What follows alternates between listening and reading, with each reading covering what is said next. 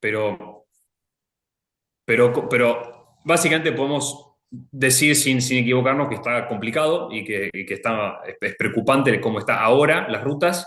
Eh, Más o menos, más allá de que tenemos más de un 60% de las rutas en mal estado, un tema no menor es que tenemos aproximadamente un 15% de nuestras rutas nacionales, o sea, de las 40.000, un 15% de los 40.000 kilómetros, están desbordados. Digámosle desbordados es una forma muy genérica de llamarle a que están con falta de capacidad o con problemas de diseño o que hay que hacer sobrepasos todo el tiempo.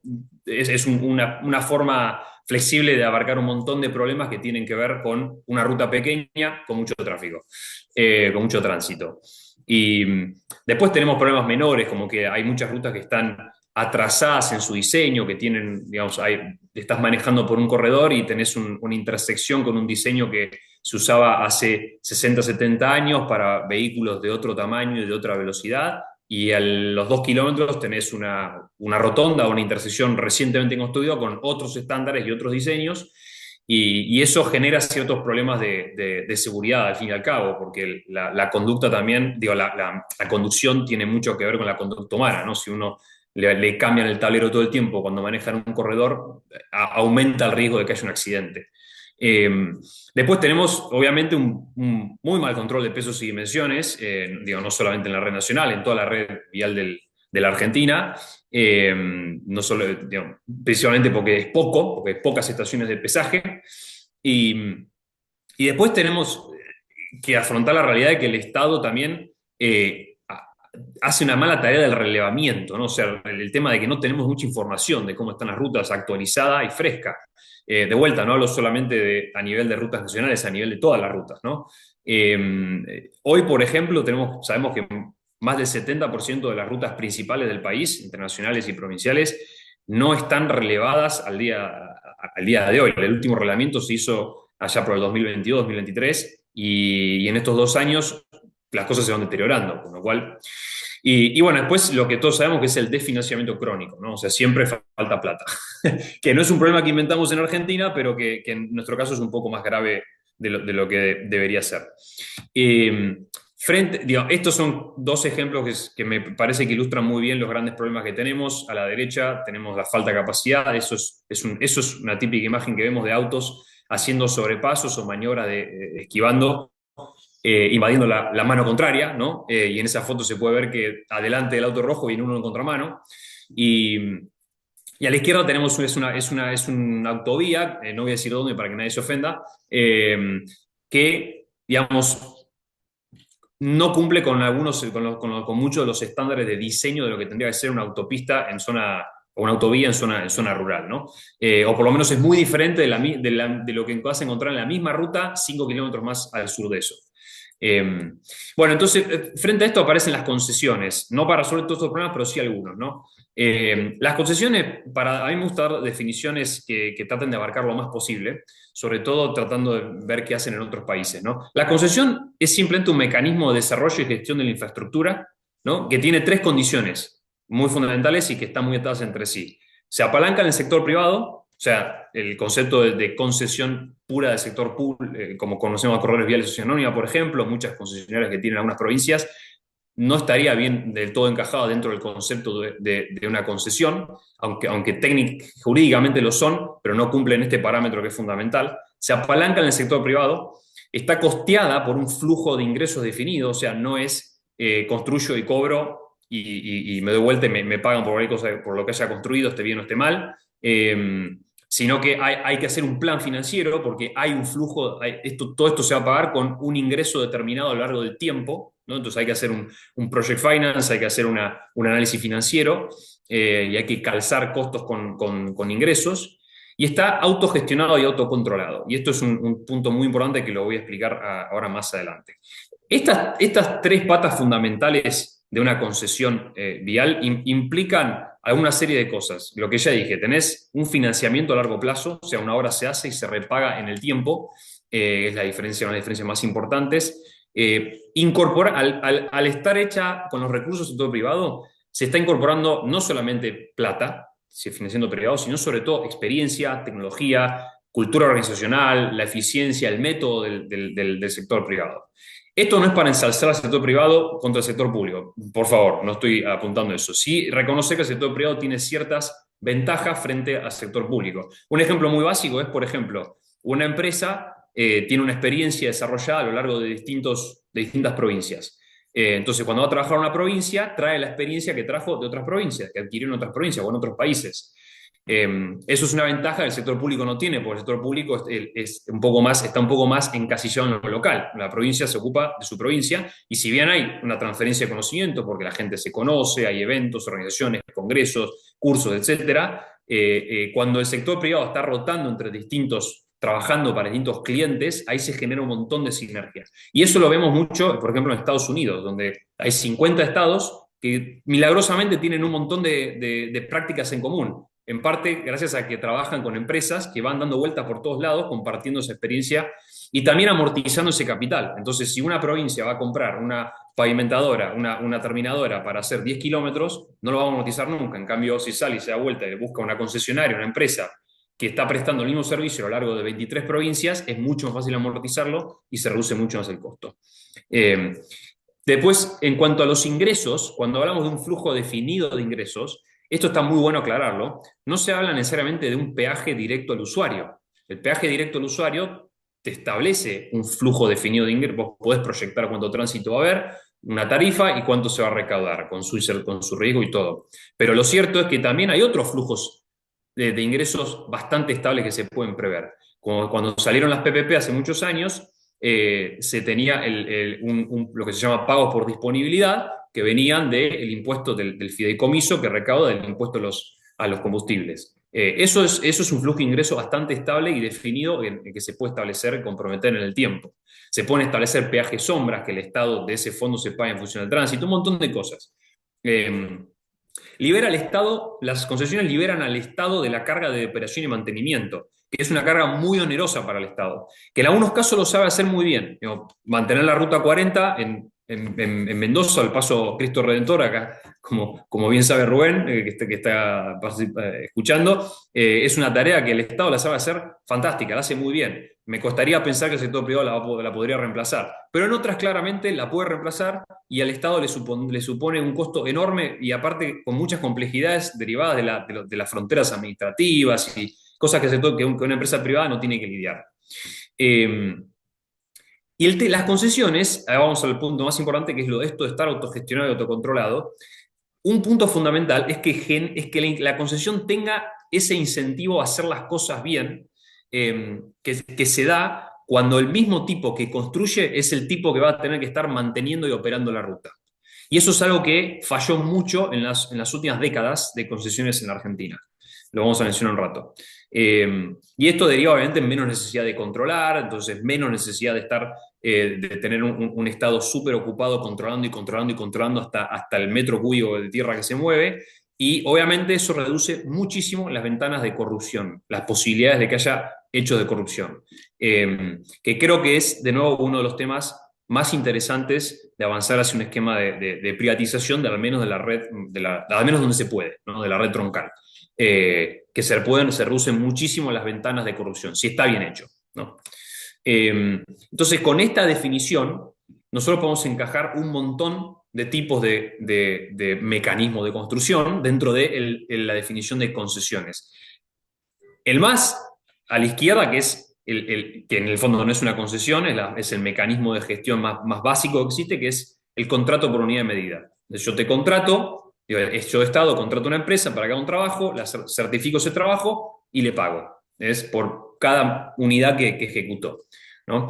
Y en el otro extremo tenemos la concesión pura por peaje, que es, por ejemplo, el acceso norte a la ciudad de Buenos Aires, donde hay un inversor que hizo toda la inversión y el recupero de esa inversión es absolutamente 100% tras de un peaje, donde tiene muchísima libertad para trabajar adentro de ese marco. El Estado solo le dice muy pocas cosas, mira, cumplime estos estándares, cumplime estos parámetros, y eso es un ejemplo de concesión, digamos, pura y dura.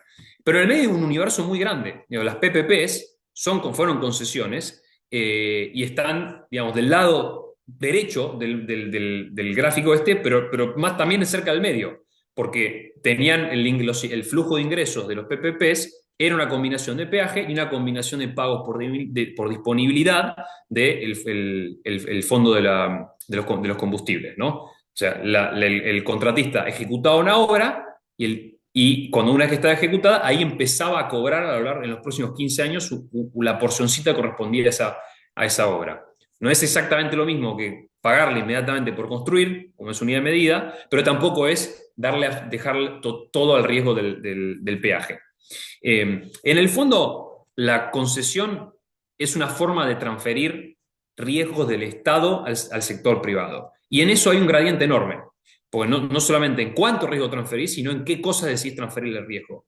De vuelta, en el caso extremo de la concesión pura por peaje, el Estado le transfiere el riesgo por la obra, el riesgo por la operación, el riesgo por el mantenimiento y el riesgo por el financiamiento, porque si el peaje no se cumple, el concesionario no recauda lo suficiente y no gana plata.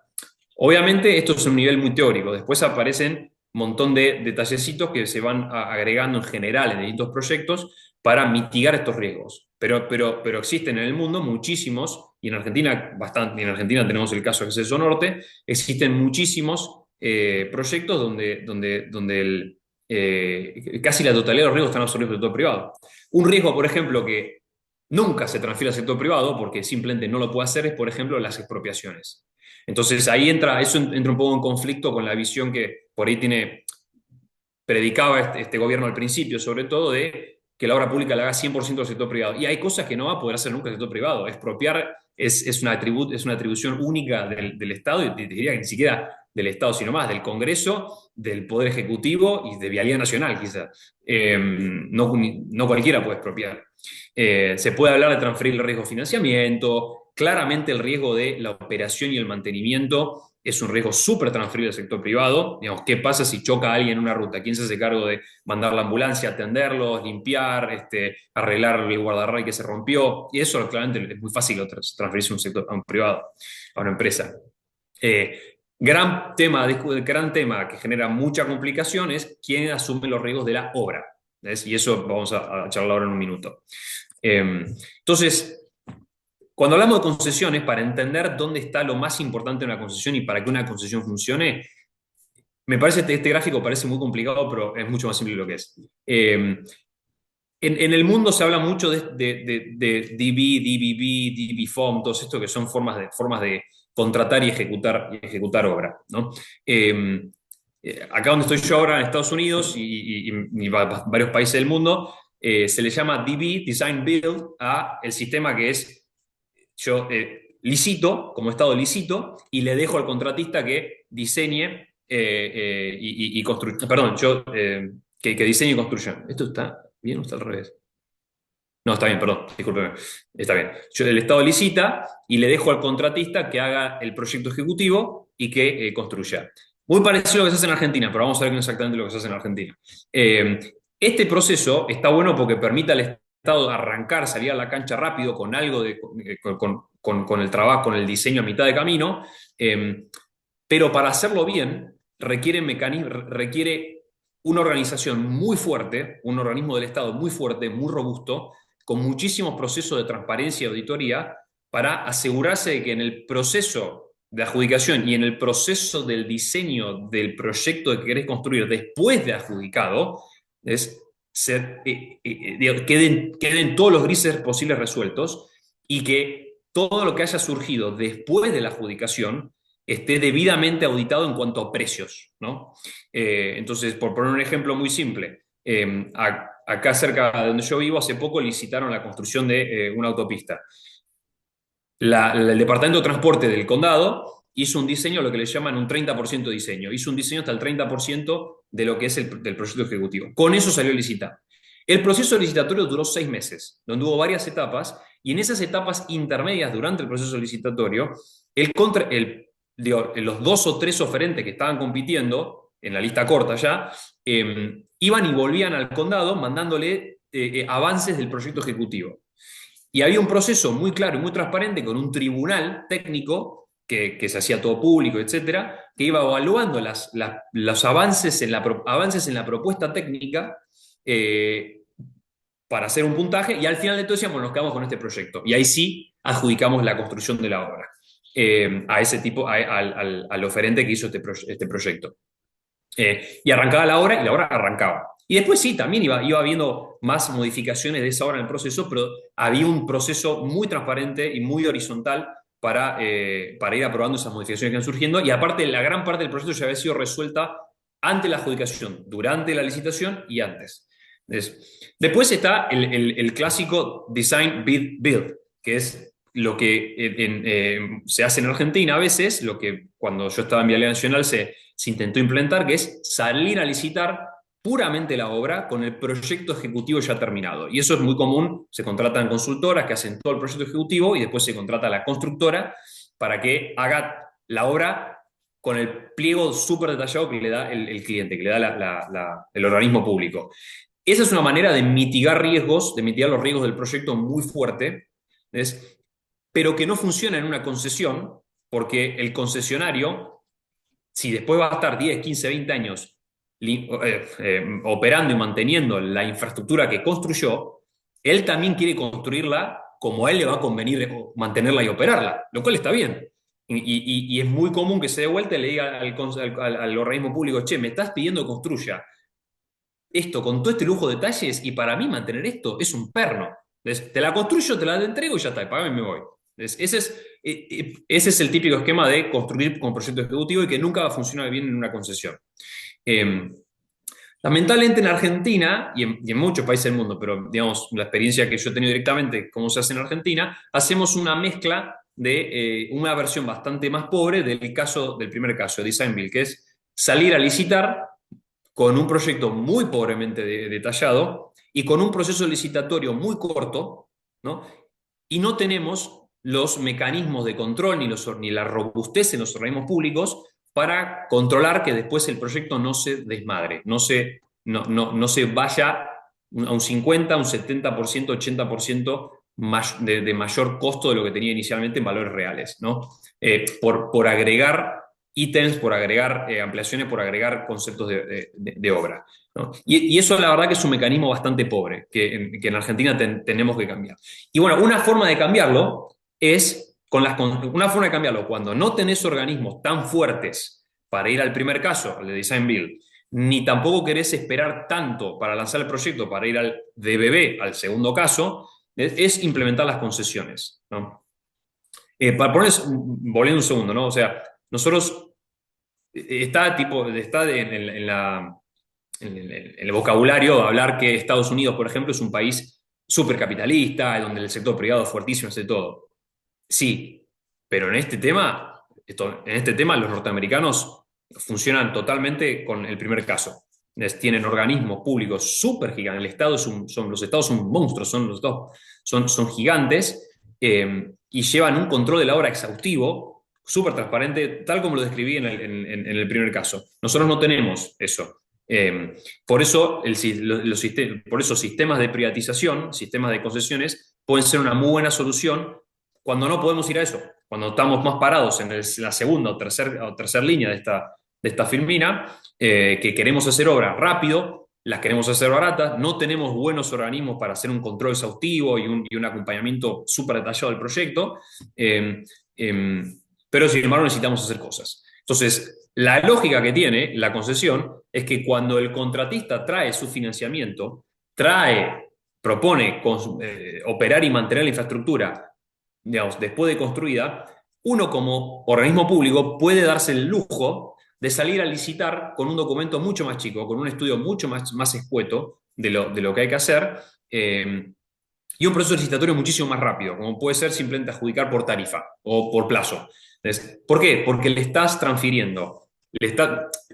¿Por qué funciona en este caso transferirle el riesgo de la construcción al contratista? Porque no lo va a pagar, no lo vas a pagar vos. Lo va a pagar el contratista con su flujo a lo largo de los años. Esto es a nivel teórico. Obviamente después hay un montón de detalles que van mitigando este factor estos riesgos, ¿no? Y bueno, veamos, simplemente para mencionar algunos ejemplos, ahora volvemos a esto, ¿no? Entonces, el modelo de concesiones y todo su abanico en el medio con PPPs, EPC, etcétera, la verdad es que funciona en todo el mundo desde hace un siglo. Bueno, en muchos países desde hace un siglo, en todo el mundo desde hace medio siglo, ¿no? Tenemos todo tipo de ejemplos, ¿no? Esto para no decir nos quedamos con un modelo, el modelo de peaje puro o el modelo de PPP o cualquier otro modelo que podemos pensar. Digamos, no sé, se han hablado hoy día que el año pasado, que con el nuevo gobierno se han hablado de ideas de hasta, por ejemplo, privatizar corredores viales de sociedad anónima, convertirlo en una especie de leviatán privado que maneja todas las rutas. Todo se está intentando en el mundo y ha funcionado o no ha funcionado de acuerdo a las circunstancias. No hay un modelo perfecto, ¿no? Por ejemplo, tenemos Alemania e Italia tienen un modelo así parecido de tener una superconcesionaria que maneja todas las rutas troncales del país. En Alemania es una empresa pública manejada por el Ministerio de Transporte y Comunicaciones Federal. Die Autobahn, que es esta empresa pública, hace hasta la planificación. O sea, ellos deciden como empresa qué ruta van a construir.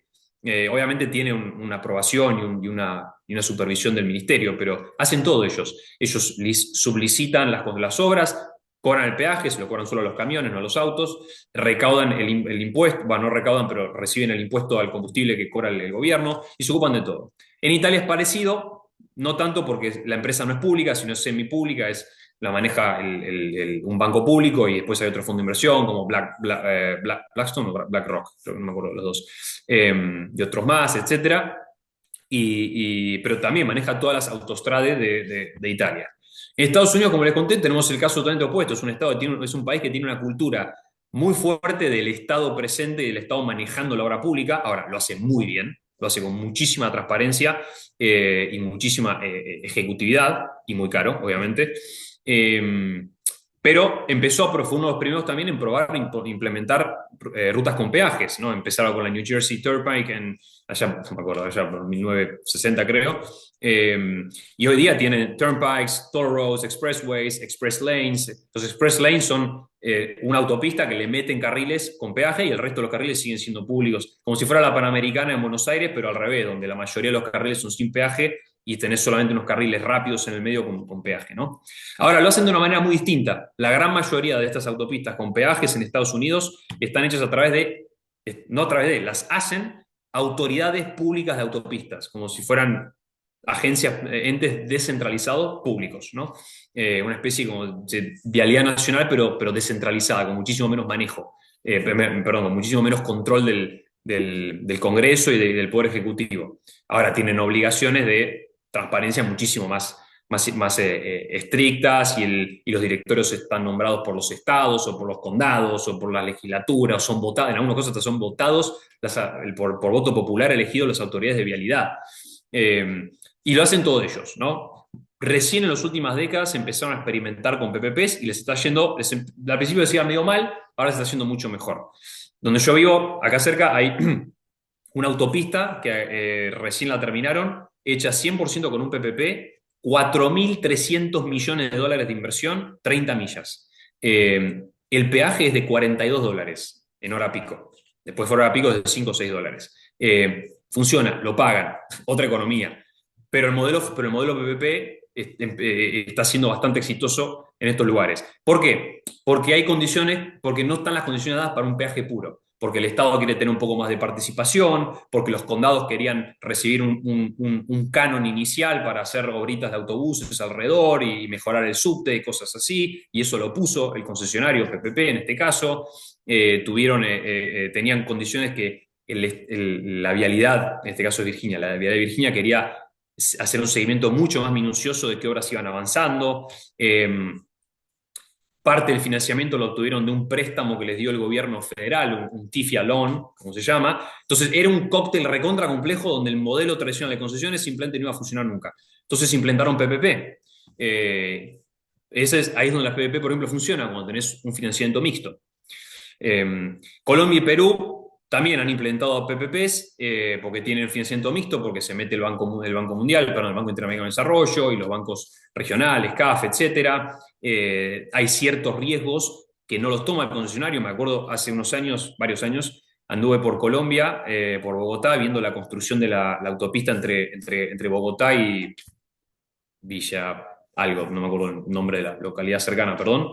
Una autopista re compleja que cruza uno de los cordones de los Andes bajando 200 kilómetros y tenía, no sé, 15 túneles. Y en, y en Colombia, los Andes, está hecho de material totalmente aluvional, entonces se caen todo el tiempo, es un problemón. Y el concesionario simplemente nunca iba a asumir el riesgo de qué pasa si se me cae el túnel. ¿Quién lo reconstruye? Era un costo imposible de absorber por el sector privado. Entonces, la única forma fue hacer un PPP donde se repartían y el riesgo de, en caso de que se caiga el túnel, lo hacía el Estado.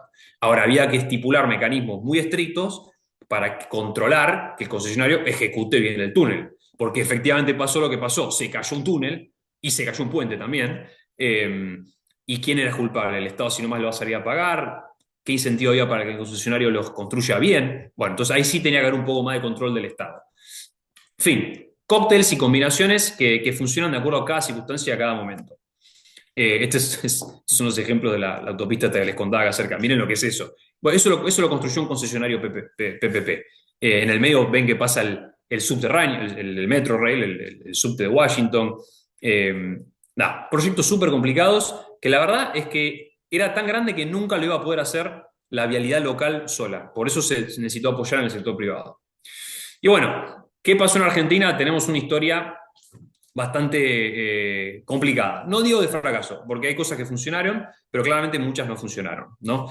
Y la realidad es que hay que entender que, entre hay que entender que hay muchas cosas que pueden hacer que una concesión falle y no significa que el modelo esté mal, ¿no? Desde empezando por las condiciones macroeconómicas que tienen que ser favorables para la inversión a largo plazo. Y eso es algo que hoy en Argentina estamos viendo, ¿no? Hasta hace un año, o un año y medio, era impensable, impensado. Hace 5 años era complejo. Hace 10 era difícil. Hoy sigue siendo difícil, pero hay esperanza. Eh, Tenés que tener un mercado de constructores y operadores competitivo y abierto, ¿no? O sea, hay jurisdicciones de una provincia o incluso países que por su tamaño y su escala, o también por su track record, por su experiencia, no tienen constructores y operadores que saben hacer bien una concesión. Entonces, digamos, lleva un tiempo hasta que eso se genera, o simplemente tienen que abrirse y generar condiciones para que vengan de afuera a trabajar. Y esto es algo muy importante para también argumentar por qué los cupos provinciales son algo, digamos, que complica cuando hay que avanzar con proyectos ambiciosos como estos. Porque, digamos, hay muchas provincias que no tienen el mercado suficiente interno para cierto tipo de proyectos de cierta envergadura y cierta complejidad. Es importante que haya contratos bien hechos, ¿no? Que no tengan grises. Cuando los proyectos son muy vagos, dijimos que para una concesión algo bueno es que el proyecto puede tener, digamos, no tiene que estar súper desarrollado porque le transferís ese riesgo al privado porque él va a ser el que se va a hacer cargo después de arreglarlo, entonces no tenés que controlarlo tanto. Pero también si es tan vago, o si es muy vago el proyecto, por lo menos tenés que estipular muy bien los procesos para dirimir los problemas que van a surgir, ¿no? Me acuerdo perfectamente el caso de una obra que tuvimos cuando yo estaba en Vial Nacional, vuelvo atrás un segundo, se pone este grafiquito, hay suma alzada, casi a la izquierda, no es una concesión, está previsto en la ley de obra pública, pero tiene componentes de concesión porque se transfiere bastante al pagarle una suma fija que no se puede renegociar. ¿Ves? El contratista está asumiendo el riesgo de, si acá aparece un cráter escondido, me lo tengo que fumar. Entonces, hay que prever mecanismos para resolver qué pasa si aparece un cráter escondido. Y nos pasó, apareció un cráter escondido, una laguna subterránea. Bueno, era un terreno muy bajo que se inundaba mucho más de lo que pensábamos. Y lamentablemente la obra nunca arrancó, porque el contratista decía, esto no está en el proyecto, excede los riesgos que yo puedo tomar, no me lo vas a pagar nunca porque es un contrato unidad de medida, de ajuste alzado, y quedó lamentablemente empantanado. Y bueno, claramente esos mecanismos de resolución de conflictos necesitan tener ya algo más macro, que es un sistema jurídico que funcione, que el contratista sepa que puede llevarlo a un tribunal, si el cliente, el organismo público, no le responde, que pueda llevarlo a un tribunal y resolverlo en un juzgado. Lamentablemente en Argentina eso no funciona muy bien y eso es una de las causas para desalentar el avance de buenas concesiones en nuestro país. Lo que ya dijimos, tiene que haber un organismo de control ágil, eficiente, moderno, que sepa responder cuando pasan estas cosas. Y también cuando, como dijimos, ¿no? Cuando vos licitas una concesión, durante la construcción, como el cliente, como el contratista, perdón, se está haciendo cargo de un montón de cosas, no, en general no le tiene que tocar el timbre al organismo público y decirle, che, aprobame esto, porque se está subiendo vos el riesgo. Ahora, hay ciertas cosas que sí tiene que aprobarle, que son los estándares básicos de servicio. Si de repente se me ocurre construir otro carril, voy a ir a Vialidad y Vialidad me lo tiene que aprobar porque está cambiando los términos del servicio que le va a dar. Entonces, la Vialidad o el organismo que está a cargo tiene que tener agilidad suficiente para responder a eso. Y ese es un riesgo que asume el contratista. Che, mi cliente, ¿me va a dar bola cuando voy a mostrarle, che, hay un problema o tengo una idea nueva, más innovadora? Me acuerdo cuando implementamos los PPPs, cuando yo estaba en Vialidad, era un tema re interesante, ver cómo los equipos de proyecto estaban a 1000 por hora corriendo, porque en las primeras etapas venían los contratistas con propuestas bastante innovadoras, que iban más relacionadas con el tema de calidad de materiales. Si esa capacidad de respuesta no está, la concesión se estanca. Y en Argentina tenemos otro problema bastante grave, bastante particular de Argentina, que es que tenemos muy bajo tránsito, y esto me van a matar algunos por decirlo, pero déjame explicar, tenemos muy largas distancias, tenemos un flujo vehicular muy heterogéneo, ¿no? Que hace que un flujo vehicular heterogéneo y bajos ingresos. El tema del bajo tránsito, digamos, y el tema del bajo tránsito suena raro porque uno maneja las rutas y tiene la experiencia de que es un perno manejar por algunas rutas, por el tráfico, por los camiones, hay que sobrepasar camiones todo el tiempo, es peligrosísimo y tenemos un montón de fatalidades por esto. Pero la gran parte del problema de la inseguridad y el mal servicio que tenemos en las rutas se debe en parte a la heterogeneidad del flujo vehicular, a que tenemos camiones yendo a 40, 50 y autos yendo a 140, 150 kilómetros por hora. Y eso es uno de los grandes problemas, ¿no? Entonces hay mucha gente que propone que se equiparen las velocidades máximas entre camiones y autos para no tener que forzar a que los camiones vayan más despacio y no forzar el sobrepaso. Lo que pasa es que, por otra parte, los camiones van lentos no porque la ley les pide lento, sino porque es una flota vehicular viejísima y van con sobrepeso y no se controlan. Hay 1000 problemas. Eso es un cóctel bastante complicado cuando encima vos tenés una geografía muy extensa donde la gente tiene que hacer viajes muy largos. Entonces, no es lo mismo aguantar atrás de un pelotón de 3 camiones y 5 autos durante 20 minutos que aguantarlo durante 1 hora y media cuando todavía te quedan 10 horas de viaje. Y eso es algo muy particular de Argentina. El otro problema es que Argentina tiene una población relativamente baja, pero que encima está bastante homogéneamente dispersa. Para claramente, esto ocurre sobre todo en la región pampeana, ¿no? Que es un tercio del país, en ese tercio del país que hay una población muy uniformemente distribuida. Entonces, eso hace que tenga generación de viajes en todos lados, generación y destinos de viaje en todos lados, por todo lado. Entonces, la red que necesitas es una malla y no una red de corredores, que es muchísimo más costoso de construir y mantener para el mismo servicio, en el fondo, para la misma cantidad de gente. Entonces, lo comparás con Chile, de repente la misma región en Chile y en Argentina tiene comparemos dos regiones en Chile y en Argentina que pueden tener la misma superficie y la misma población, pero en Chile están organizadas en un corredor y en Argentina en una red. Entonces eso hace que tengamos que tener al cuadrado la cantidad de rutas que Chile, y la ruta tiene un mínimo, no la vas achicando en proporción al tránsito, tiene un mínimo, tiene 2 carriles. ¿Entendés? Entonces ya es una infraestructura muy pesada para mantener, en el fondo para poco. Y lo que termina pasando es que cuando llegas, y después hay una zona, hay un buffer, ¿ves? Donde hay cierta cantidad de tránsito, me robé un segundo. Y el otro problema que tenemos es que somos un país de bajos ingresos. La población tiene bajos ingresos comparado con lo que cuesta construir y mantener rutas. Eso hace que si vos te planteás, bueno, vamos a hacer que todos paguen por la ruta que usan, yo voy a poner un peaje y ese peaje va a pagar la ruta que haga falta, ¿ves?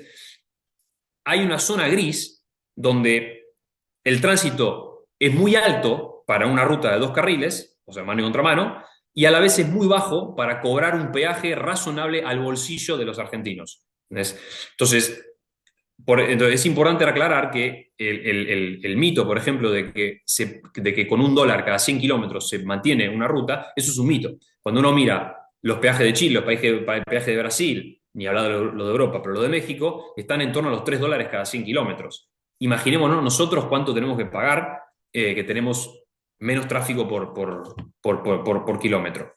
Entonces, todo esto es un cóctel que hace que implementar concesiones por peaje puro en Argentina sea muy difícil y funcione en muy pocos casos. Obviamente el caso más fácil donde funciona son los accesos a las grandes ciudades, a Buenos Aires, a Córdoba, a Mendoza, Salta, Tucumán, Rosario, y algunos corredores estratégicos troncales como la Ruta 9, la Ruta 7 y hasta ahí. Después, Argentina necesita ingeniárselas para conseguir un cóctel de financiamiento y ahí es donde empiezan a aparecer los grises, como las PPP, como los proyectos de ajuste alzado los EPC. Esto en resumen es para decir que, en resumen lo que quiere decir es que las concesiones por peaje puro, como se está intentando plantear ahora de vuelta, son una buena idea, pero van a funcionar en muy pocos corredores. No cero, pero poco para lo que esperamos. Lamentablemente, para poder tener un sistema privado que mantenga y opere y mejore gran parte de las rutas, no todas, pero gran parte, la mayoría de las rutas, va a ser necesario implementar sistemas de gestión privada en ese gris en el medio entre la concesión, entre el PPP, entre el EPC, con financiamiento mixto, porque simplemente no da. Y el tema es que cuando vos metés financiamiento que no sea el peaje directo a una concesión, a un sistema privado, ahí es donde entra, donde tenés que incrementar el control de un organismo público y es donde aparecen las oportunidades de corrupción, pero también aparecen las oportunidades para distorsionar la ecuación de incentivo del contratista. Dice, che, pará, si al final esto me lo va a pagar el Estado, ¿y para qué me voy a molestar yo en hacerla bien si sí, la voy a tener que mantener yo, pero de vuelta me la paga. La diferencia me la paga el Estado. Entonces, esa diferencia hay que dirimirla hay que estudiarla muy bien cómo es. Tiene que ser un sistema muy bien pensado, prediseñado, con fórmulas, etcétera. Tiene que venir de un fondo específico. Y tenemos un ejemplo muy claro de cuando esto no funcionó en la Argentina. Ahí van a ver la lista, a la izquierda ven los corredores viales del 2006 y 2011. Sobre todo el 2011, como el peaje se pisó, y aunque no se hubiera pisado tampoco hubiera alcanzado, hubo que empezar a subsidiar a esas concesiones y otorgarles fondos públicos para que lleguen, no digo a construir obras de mejoras y ampliaciones, sino a cubrir los costos de mantenimiento básicos. Entonces, no estaba previsto un buen mecanismo ni un buen sistema de financiamiento de ese gap, de esa brecha que quedaba entre lo que recaudaba el peaje y lo que costaba mantener la autopista. No había un fideicomiso con una fórmula bien establecida en función del tránsito, te voy a dar tanta plata por la diferencia de lo que cobras, etcétera, etcétera. No, era simplemente un sistema donde el contratista se daba vuelta y le certificaba al organismo a cargo, que era Vialidad Nacional, todo lo que había gastado menos lo que había recaudado. Y el Estado le pagaba. Y eso no funciona, eso no es una concesión. Es porque ahí está rota la ecuación de incentivo, de autoincentivo del privado a funcionar bien. Eso es simplemente una obra pública, común y corriente y convencional, donde el peaje está cubriendo parte de los costos del certificado de obra. Entonces, hay que evitar ese tipo de esquemas. Y yo creo que la nueva generación que está planteando el gobierno ahora, el Red Federal de Concesiones, está alineadísima con ese espíritu, va con esa idea. Que es también la idea que tuvieron las primeras concesiones, los primeros corredores viales concesionados en los 90 y la que tiene las concesiones en todo el mundo. Que es concesiones puras sin subsidios. Entonces, ¿qué está planteando el gobierno? Está planteando un sistema dicen 13 concesiones, pero la verdad es que después lo van a ir ajustando, 13, 12, 14, para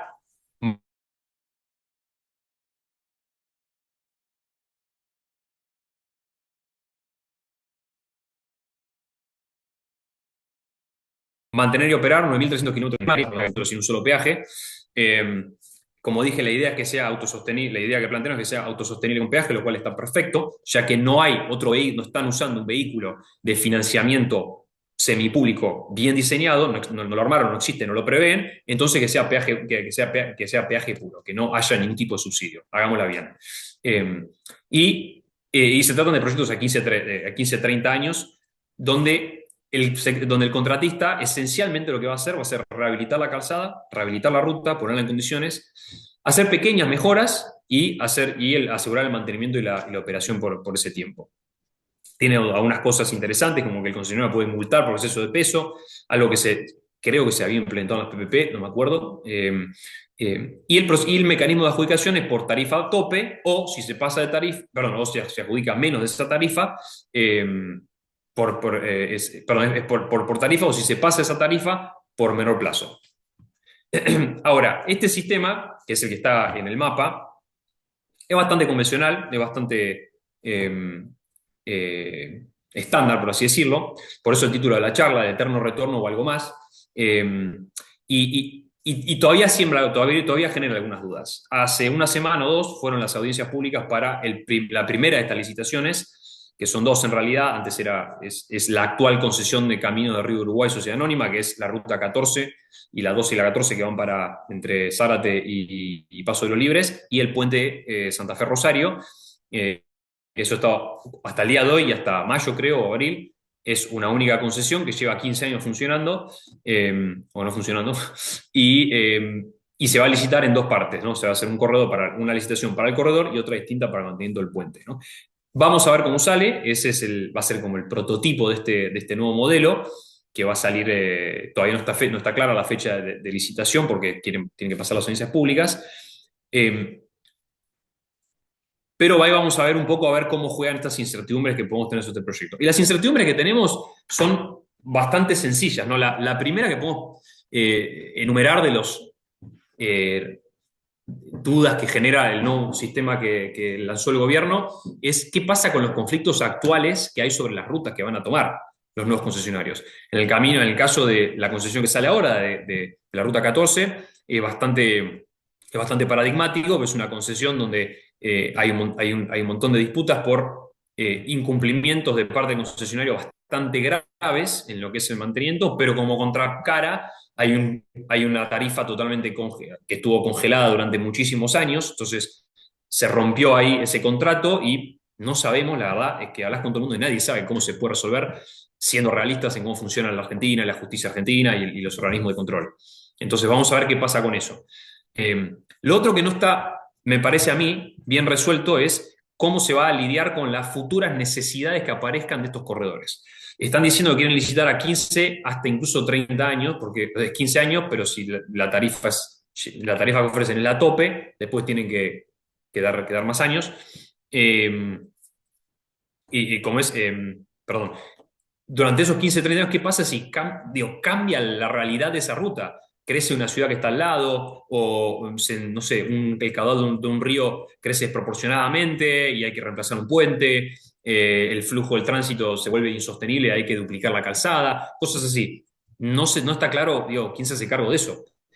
En el mundo en general, cuando se instalan estas concesiones, se imponen condiciones de que a partir de cierto tránsito se tienen que hacer ampliaciones de cierto tipo. Si en tal intersección aumentan tanto los autos que pasan, se pasa de, no sé, de una canalizada a un intercambiador. Si aumenta más de X TMDA en tal tramo, se tiene que empezar a hacer un tercer carril sobrepaso, o se tiene que pavimentar la banquina, o se tiene que duplicar la calzada, cosas así. No vemos nada de eso en este sistema, lo cual no sería un problema si haces una concesión a 5 años, porque en 5 años no va a cambiar mucho. Pero como es a 15 o más, preocupa un poco, ¿no? ¿Qué va a pasar dentro de 10 años cuando de repente, si, no sé, Argentina pum para arriba, el país explota, tenemos 15.000 vehículos por día andando en la ruta 7 en Córdoba o en Mendoza, y hay un concesionario operando? Digo, ¿cómo el Estado le dice, che, duplicame la calzada? Porque el concesionario no tiene ninguna obligación, no va a tener ninguna obligación de hacerlo. Bueno, y lo último, bueno, es el tema argentino central, ¿no? Inseguridad jurídica y política. Cualquiera de estos problemas, ¿quién los resuelve? Mañana cambia el gobierno y, digamos, hace 20 años nadie se le hubiera ocurrido que el gobierno podía, por decreto, congelar una tarifa y romper un contrato de una concesión. Hoy día es algo que podría perfectamente pasar, digamos, por más que el gobierno hoy diga que no, que se va a respetar, mañana viene otro y dice no, no se respeta. Y entonces esas son las cosas pero bueno, eso ya sabemos, no es nada nuevo para nosotros. Bueno, nada, y como próximos pasos, esto que dije, observar a ver qué pasa con todo esto, estar atento a cambios institucionales, a ver qué puede pasar, si puede pasar algo con la Dirección Nacional de Vialidad, con las direcciones provinciales de vialidad, qué rol va a tener ANSB sobre estas concesionarias, y también qué medidas va a implementar el gobierno para eventualmente adelantarse y sanear este tipo de problemas que estoy diciendo. Ahora, si de repente, no sé, declaran la emergencia vial y prevén un mecanismo para rápidamente y de un plumazo resolver un montón de todos estos problemas contractuales que vienen, o no sé, o dar los cierres definitivos a las cientos de obras que están abiertas todavía a lo largo de la red vial. Cosas así que tenemos que estar atentos y pensando.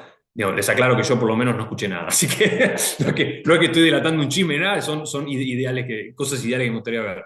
Y bueno, y la verdad es continuar con este debate de, ver de cuáles son los modelos que queremos a futuro, en función de qué pasa, cómo se calibra, qué otras nuevas soluciones puede haber, cómo atacamos los otros decenas de miles de kilómetros de la red de tránsito medio, provincial y nacional, que no hay chance de concesionarla, al menos con un modelo con el que está planteando ahora, avanzando ahora el gobierno. ¿Quién va a haber para eso? Si se va a poder, si es razonable pensar que vamos a seguir manteniéndolas con fondos públicos, que casi no hay hoy, o a alguien se le ocurre un sistema de privatización semi-privada. Los PPPs en ese sentido eran una solución fantástica cuando estaba en vialidad. Habíamos lanzado la primera etapa, como por ahí escucharon, que eran 6 contratos que arrancaron, se adjudicaron y después se cayeron cuando cambió el gobierno. Pero había una idea de lanzar de meter en el bajo sistema PPP buena parte de la red de tránsito medio, prácticamente exclusivamente funcionando con el impuesto a los combustibles, o sea, casi sin peaje. Bueno, hoy esa idea creo que es inviable, pero cosas así hay que pensar. Eh, bueno, creo que me recontrapasé el tiempo, arranqué 10 minutos tarde, pero nada, les agradezco un montón a los que me aguantaron hasta ahora, les agradezco un montón y nada, preguntas o que quieran charlar.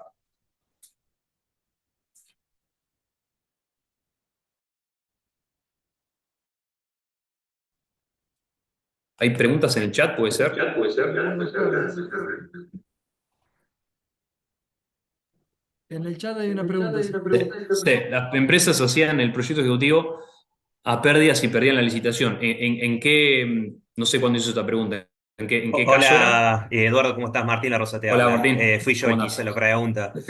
Antes que nada, muy buena la presentación, te sigo de Twitter, así que bueno. Ah, gracias. Sí, sí, Vamos con te ubico, te ubico. la pregunta. Cuando hablabas de los modelos de B, de BB, hablamos un poco de una empresa, o digamos, donde el Estado había hecho un 30% del proyecto solamente, y comentabas que el proyecto licitatorio duró 6 meses y las empresas armaban el 70% restante y luego se elegía la ganadora. Eso no lo entendí. Eso quiere decir que si yo Sí, me presenté y hice el 70% de un proyecto bastante importante y perdí la licitación, fui no, a no. pérdida, perdí No, no, no, todo. no. No, no, no, perdóname, discúlpame, lo aclaro. Es buena pregunta, gracias. No quería abundar en detalles, pero primero no es que hace el 70%, hace un 20% más. O terminan de definir escenarios o variables que había del 30% anterior. Pero como ves, si ves los colores, el celeste, que es el proyecto, sigue ya después sigue fuerte después de contratada la obra, ¿no? Pero la filosofía es, hago hasta el 30%, a veces no es 30, a veces es 15%, hago hasta el 15 o 30%, ¿no? Como para, me pongo en el lugar del Estado, como para saber que esto, digamos, es viable y saber más o menos cuánto va a costar. Lo grande, esos frentes, calificaciones, etcétera, cierro una lista corta de 2 o 3 y a esos 2 o 3 les muestro, a esos 2 o 3 les digo, che, mirá, les doy 3 meses para que me hagan una propuesta alternativa o que me digan qué piensan de estas 3 alternativas que ya hice y trabajenlas un 10-15% más. En algunos casos trabajan a riesgo, en otros se les empieza a reconocer pagos como si fuera un consultor, más o menos así se les empieza a reconocer. Entonces, una vez que está cerrado qué es lo que queda, ahí a ese tiene garantizado el contrato. ¿Entendés? Se le cierra el contrato de obra, se cierra el contrato de obra y ahí arranca como contratista, como GMAX se llama, Guaranteed Maximum Price Contractor. Ahí arranca a trabajar mientras continúa con el proyecto ejecutivo al mismo tiempo.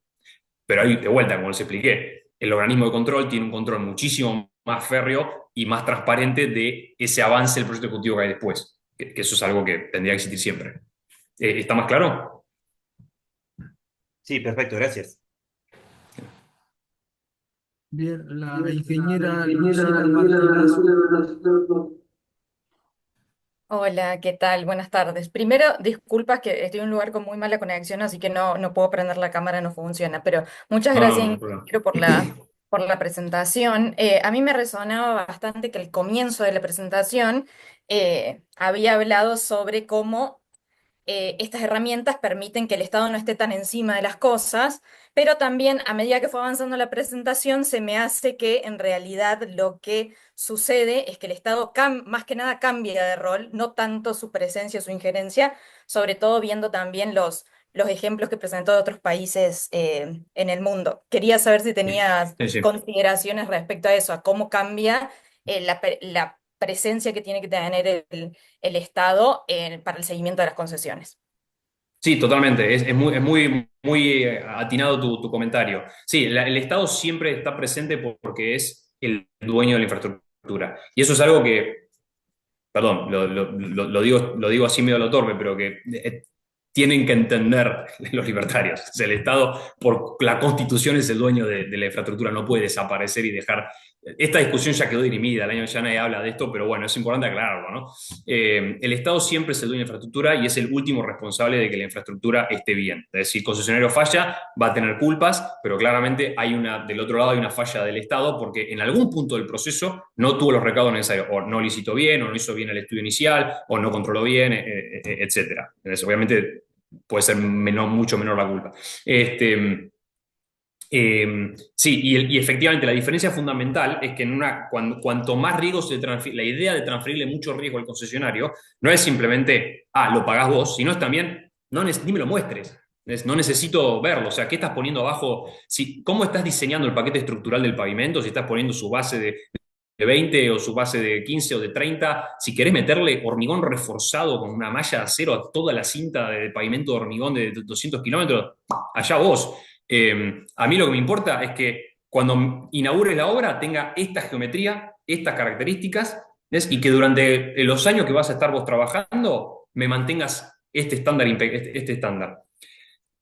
Ese es como el ideal y eso es lo que y funciona bastante bien cuando implementás el caso de la concesión pura por peaje, porque el concesionario no tiene que darse vuelta a pedirle una diferencia al Estado porque no llegó y el Estado a cambio le tiene que decir, bueno, ¿y cuánto es? ¿Qué hiciste? No tiene que hacer eso. Y es más o menos lo que está en la línea de lo que está implementando el gobierno actual, lo cual me parece fantástico. Eso es una cosa, por contraste, lo que pasa en el proyecto de unidad de medida es que el Estado tiene que, como le va a pagar cada metro cúbico de tierra que mueva, le tiene que supervisar todo. Y sí, efectivamente, hay una menor injerencia del Estado, pero no abandona. El Estado sigue estando. Se supone que si deja de controlar eso para controlar más desde arriba, por así decirlo, se supone que es porque tiene asegurado que alguien se está haciendo cargo de eso, que es el contratista. Y hay mecanismos para garantizar, forzar que se haga cargo de eso. Pero nunca existe un escenario donde el Estado dice, no sé qué pasó acá, no tengo ni idea. Se rompió el pavimento, se mató a alguien y no sé, preguntarle al concesionario. El Estado de la propuesta tiene que dar eso es la responsabilidad del concesionario, si hay un problema nosotros nos dimos cuenta de funcionar, o si no funciona le vamos a hacer un juicio, no sé qué, esas son las cosas digamos, que tienen que funcionar para que el Estado no deje de su responsabilidad natural, que es proveer que el sistema funcione, tenga un buen servicio. Bien, gracias por la respuesta. Entonces, Disculpame, te pongo un ejemplito, de un punto donde esto no funcionó. En Italia, recordarán que en 2019-18 se cayó un puente en Génova, 2018, en Génova, se cayó el puente, creo que se llama Morandi, creo que era el puente. Puente colgante, de un diseño muy particular, porque era la catenaria del puente colgante estaba revestida en hormigón, cosa que no se hace, pero bueno, en esa época se hacía. El arquitecto era Morandi, no el nombre del puente. Y se desplomó el puente así de un segundo arriba de la ciudad, porque el puente pasaba arriba de un valle, no era todo río. Y se armó un despelote monumental, porque efectivamente el Estado italiano, él decía, yo le controlé todo al concesionario. Yo iba y miraba la ruta y estaba perfecto, el puente cumplía, los desplazamientos de luz estaban dentro del margen, todo. Lo que no podían inspeccionar nunca era cómo se estaba entrando, cómo se estaba oxidando adentro del cable, adentro del hormigón por las fisuras de la tracción del revestimiento. Bueno, y claro, en el fondo era una responsabilidad del concesionario. Entonces, pero era casi imposible que alguien se diga, che, ¿cómo hago para supervisar esto? En el fondo, el concesionario era responsable, tenía que hacer algo, tenía que buscar la forma, y si no podía y si no podía encontrar una forma de inspeccionar y, por lo tanto, garantizar que el puente iba a estar en condiciones simples, no se iba a caer a pedazos, en el fondo era el concesionario, por lo cual, por eso hubo un escándalo donde el gobierno italiano le amenazó 10.000 veces con sacarle la concesión a la empresa esta, fue un lío. Bueno, esas cosas se terminó resolviendo el escándalo, fue la justicia, todo. Y esas son las cosas que en Argentina a veces no funcionan y que hacen que uno piense que cuando el Estado delega responsabilidades en el privado, en el fondo está deshaciendo responsabilidades y nadie se hace cargo. Eso pasa porque no tenés sistemas legales, de seguridad jurídica suficiente. Bien, gracias por la respuesta. Justo ahí iba a aportar eso, que además de lo que habías mencionado del tema de que los contratos sean bien ajustados y los procesos de contratación lo más completos posible, también los mecanismos de control a lo largo de eso tienen que estar, considero que tienen que estar bastante aceitados y tiene que haber, como bien decís, una presencia del Estado con personas capacitadas, digamos, que puedan llevar adelante ese control de que las infraestructuras se estén realizando de la manera y se estén manteniendo de la manera que Sí, deberían. sí, y es exactamente uno, por eso al final, en próximos pasos, yo resaltaba que hace falta hay que estar atento a eventuales cambios institucionales, porque sabemos que hoy los organismos de control están un poco a la deriva en algunas cosas y un poco raquíticos para implementar las medidas de control justo. Entonces no significa que la solución sea romper todo, pero hay cosas que tienen que cambiar, digamos, o mejorar, porque claramente es crítico. Bien, muchas gracias. Vamos. Bueno, Milces. Sí, ¿qué tal? Buenas tardes. Estaba escuchando atentamente la presentación y nada, bueno. En algún momento fuimos compañeros en Vialidad Nacional, así que te conozco en persona. Me estoy Mira, acordando, sí, sí, sí. sí, sí, no, nos conocemos. Lo que te Sí, quería sí, sí. comentar y por una de las cosas que es importante, que vos pasaste por el Estado, y eso es lo importante muchas veces de tener eso de trabajar en distintos lados, digamos, estar en distintos roles sobre todo para hacer y marcar, digamos, la importancia del Estado desde el inicio al final, porque inicia la responsabilidad y termina en el Estado, más allá que haya muchos actores en el medio. Toda la red, como dijiste, el dominio lo tiene literalmente el Estado. Entonces, indistintamente de los organismos o de quién, el rol de quién construye, el dueño es el Estado. Y lo importante que tiene, lo que mencionaste, es el control. Entonces, en ese sentido estoy totalmente de acuerdo. Y toda la presentación que hiciste fue espectacular porque traes conocimiento de todo lo que haces afuera de todo el conocimiento que tenés. Pero bueno, aquí estamos, digamos, un poco de espectadora y bueno, esperando que se entienda que la importancia que tiene el Estado, ¿no? La presencia del Estado. Sí, gracias. Sí, Gracias. sí, tal cual. Eso sí. Eso sí.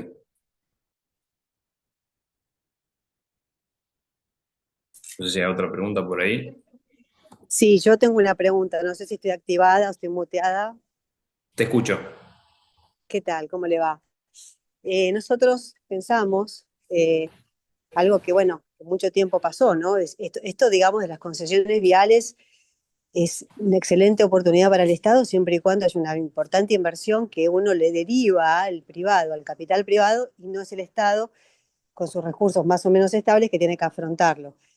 Justamente nosotros tuvimos acá en la Argentina, que todo lo desvirtuamos, el peaje para solo mantenimiento y poca obra, al principio con algo de obra, después ya sin eso. Y esa es la situación por la cual es inviable este sistema, justamente porque para eso está el impuesto a los combustibles, están otros fondos del Estado que están pensados para el mantenimiento de las rutas. Si vamos a hacer una obra importante nueva, como se hizo el túnel subfluvial, en su momento el Zárate, Barzo Largo, grandes obras, en ese sentido, la concesión podría llegar a ser una alternativa interesante, a riesgo, por supuesto, del negocio que establece el privado, ¿no es cierto? Respetando las reglas, por supuesto, no como Sí, también claro. hacemos acá. Esa es mi reflexión. Hay que salir de lo que es el mantenimiento de rutina de una ruta. Hacer una concesión para el mantenimiento de rutina es una locura. Es una locura. Es como que concesione un colegio para mi forma de ver. No sé qué usted opina al respecto. Yo, si me permitís, disentiría un poco. Creo yo que, de vuelta, creo yo que el hecho de transferir, creo yo que en muchos casos el sector privado, una empresa, tiene muy buena capacidad de hacer operación y mantenimiento de una ruta. Eh, y la realidad es que en muchos casos se puede eso costear con un peaje que no sea, que sea súper razonable para el usuario. Y cuando tenés esas dos cosas, lo ideal es un sistema tipo concesión. En realidad, perdón, un sistema de privatización. Es cierto que quizás no sea lo ideal el esquema de concesión pura y dura. Eh, el marco PPP, por ejemplo, permite hacer como pseudo concesiones donde tenés solamente el riesgo de mantenimiento de operación transferido al sector privado, transferido a la empresa, mientras vos establezcas, digamos, procesos para dirimir, no sé, si Vialidad de repente se le ocurre hacer una obra en ese tramo que está concesionado solo para mantenimiento, cómo le cambia eso el mantenimiento, ¿no? Cómo le cambia la ecuación de mantenimiento, los costos y de operación al concesionario. ¿Ves? Esto siempre y cuando, porque estamos hablando de involucrar un flujo de ingresos que no sea que no sea fuente del tesoro. Uno de los temas centrales por los cuales el Estado se hace cargo del mantenimiento es cuando el financiamiento viene simplemente del Fondo del Tesoro. Porque si vos le vas a andar transfiriendo el Fondo del Tesoro a una, tipo, cuotas, por ejemplo, cuotas, o un peaje sombra, digamos, a un concesionario para que haga el mantenimiento y nada más, además de supervisar estándares, que es supervisar, vos vas a supervisar estándares, pero como el tipo no hizo la obra de abajo, ¿ves? Si algo se rompe, vas a tener que meterte vos e indemnizarlo, o arreglar, o renegociar, o lo que sea. Y encima tenés que controlar que la plata que le llega sea la justa y lo use bien. Entonces, estoy de acuerdo que un esquema, el tradicional modelo de obra de concesión para hacer solo mantenimiento no tiene mucho sentido. Pero sí tiene sentido algún esquema intermedio cuando lo que vos necesitas es que haya financiamiento del usuario, o sea, peaje, básicamente. Porque ahí sí puedes darte el lujo de decir, mira, vos cobrar peaje, yo te voy a chequear la rugosidad y algunos estándares, algunos parámetros más, y arreglatelas. Tenés que establecer qué pasa si efectivamente abajo se encuentra que hay un problema o de que es una hora o le cambia la estructura. Una forma de hacer eso es hacer un muy buen relevamiento de lo que hay abajo. Pero sí, estoy parcialmente de acuerdo con eso. Sí, bueno, Perdóname, te cierro con una idea, discúlpame, pero las concesiones, las últimas concesiones, que las que vencieron bueno, en 2016, 17, 20, 19, 20, los únicos corredores terminaron siendo eso, básicamente. Eran un concesionario que cobraba un peaje para pagar el mantenimiento y se daba vuelta, encima le tenías que pagar la diferencia. Entonces digo, si lo hicimos así, ¿por qué no se puede hacer bien? Claro, Perdón, te interrumpí. eso fue, digamos, el pecado mortal del sistema, porque Sí. terminamos hasta indemnizando fue una tragedia, concretamente, y una experiencia Sí, que sí, sí. demostró que aparte que terminó llevándose la mala prensa de lo que era un sistema viable, ¿no? La concesión, donde hay alto tránsito y tramos cortos que permiten un retorno de la inversión, ¿no? Y que uno, bueno, está bien, que arriesgue el tercero, el Estado no tiene que meter plata ahí, y el usuario lo paga. Ese es el combo perfecto, siempre Sí. que se den esas tres pautas. Bueno, me alegro que pienses entonces, Plasencia, te habló Florencia Galarregui de Vialidad Nacional. Fuimos ¿Qué también haces? compañeras. No te veía el apellido, perdón. Gracias. Qué lindo, Gracias por ver a tanta ocuparte de las gente rutas, que conocida. están tan solas en estos momentos.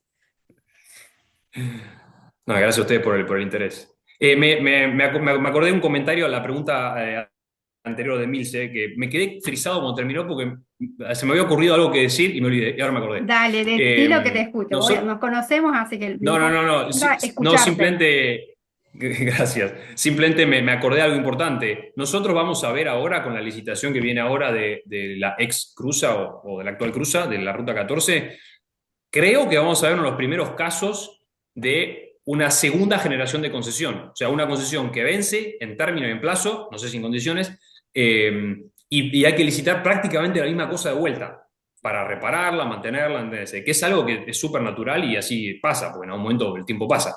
y creo que es el único caso. Y vamos a poner a prueba lo que vos decías, Emilce, de cómo se portó el Estado durante el proceso de concesión, viendo a través de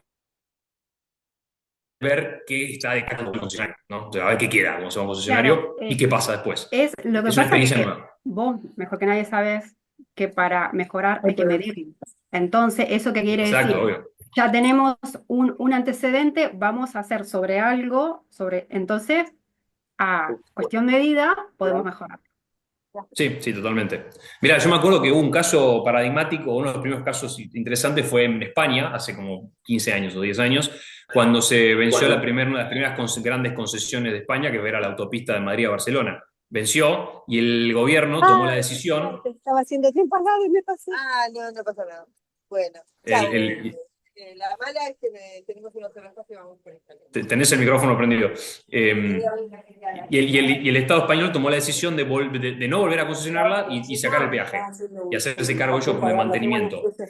Bueno, eso fue una decisión. Vamos a ver cómo está la ruta después. Por eso te digo, vamos a tener la posibilidad en esta oportunidad de tener valores, digamos, de referencia y sobre eso empezar a sacar conclusiones. Es medirlo y mejorar, es sobre eso. Sí, totalmente, totalmente. Eduardo, perdón, te invitamos a ir redondeando. Estamos en tiempo nosotros. Y agradecemos mucho. Sale con el eco. Sí. Ah, está, por las dos computadoras. Sí. Claro. No, bueno, la verdad que les agradezco un montón el interés. Me parece que es un tema interesantísimo, que estamos en un momento muy interesante, complicado. Yo no tengo las super esperanzas de que haya un cambio dramático por un simple hecho de que, lo que dije, la Argentina tiene una condición muy difícil para financiar el mantenimiento y la ampliación de la infraestructura por lo que dije, por demografía, por condiciones económicas y por naturaleza de la red. Entonces va a necesitar siempre del apalancamiento de fuentes alternativas, que no significa fondo de tesoro, pueden ser impuestos a los combustibles, esas cosas. Y por el momento, digamos, no se escucha que haya intenciones de conseguir eso, con lo cual no tengo la recontra expectativa de que este nuevo sistema de concesiones haga un cambio dramático. Sí creo que va a ser muy bueno y es la dirección correcta, y hay que estar atento a ver los detalles que van pasando en las próximas semanas y seguir debatiendo cuáles son el modelo ideal que queremos para las otras rutas para que no queden a la deriva. Sin cerrarnos, me parece que una cosa nos hace mucho daño. No hablo del país, hablo como en nuestra profesión y específicamente en el mundo vial, es cerrarnos a ideas fijas, como por ejemplo, esto fracasó, esto funcionó. La verdad es que todo depende de muchas condiciones y en el mundo se han hecho todo tipo de cosas, se sabe que no funciona y se sabe que hay muchas cosas que funcionan, y estar abiertos a plantear nuevos modelos. Así que bueno, nada, muchísimas gracias, se agradezco un montón. Muchas gracias a vos, Eduardo. Te muteaste. No, gracias a vos. No, no, no, no.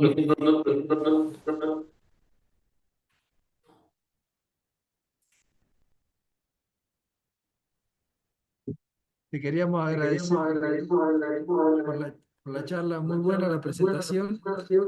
Y bueno, entendemos que da para mucho tiempo más charla. Muchísimas gracias. Muchas gracias de nuevo, estuvo muy interesante. Estamos hablando.